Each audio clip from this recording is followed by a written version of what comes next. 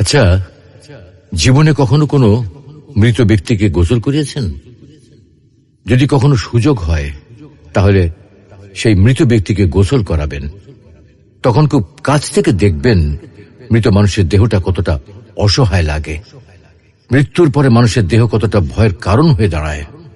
সুযোগ পেলে রাতে লাশটা পাহারা দেবেন, তখন বুঝতে পারবেন প্রিয় মানুষটার লাশ রাতের বেলায় আপনার কাছে কতটা অদ্ভুত লাগে, কতটা ভয়ের কারণ হয়ে ওঠে, কতটা আতঙ্কের কারণ হয়ে যায়। সুযোগ পেলে মৃত ব্যক্তির শরীরে একটু হাত লাগিয়ে কিছুক্ষণ তার স্পর্শ নেবেন।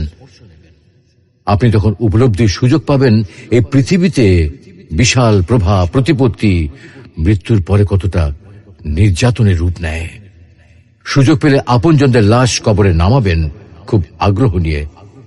শেষবারের মতো মৃতদেহের মুখটি একবার দেখার চেষ্টা করবেন এবং বারবার উপলব্ধি করার চেষ্টা করবেন এই মৃতদের সাথে অনন্তকালের যাত্রার পথে এটাই আপনার জীবনের শেষ দেখা।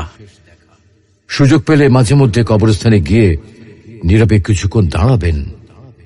এরপর মনে মনে চিন্তা করবেন জীবনের লাভ ক্ষতির হিসাব। এই মৃত মানুষগুলো এই পৃথিবীতে কি করে গেছেন, কাদের রেখে গেছেন। যাদের রেখে গেছেন তারা কি কখনো এই মৃত মানুষগুলোকে স্মরণ করার জন্য কবরস্থানের আশেপাশে একটি বারের জন্য কি দেখতে আসে? আমাদের জীবনটা বড় অদ্ভুত, বৈচিত্র্যময়। আমরা এর জন্য ওর জন্য, ধন সম্পদের জন্য, ঐশ্বর্যের জন্য, বাড়ি গাড়ি টাকা পয়সার জন্য কত না মায়া দেখাই, আগ্রহ দেখাই, আরো চাই আরো চাই আমাদের।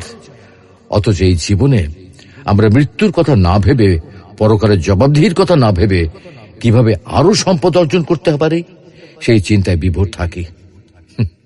হায় রে জীবন, এখনো সময় আছে, ফিরে আসুন মহান রবের দিকে।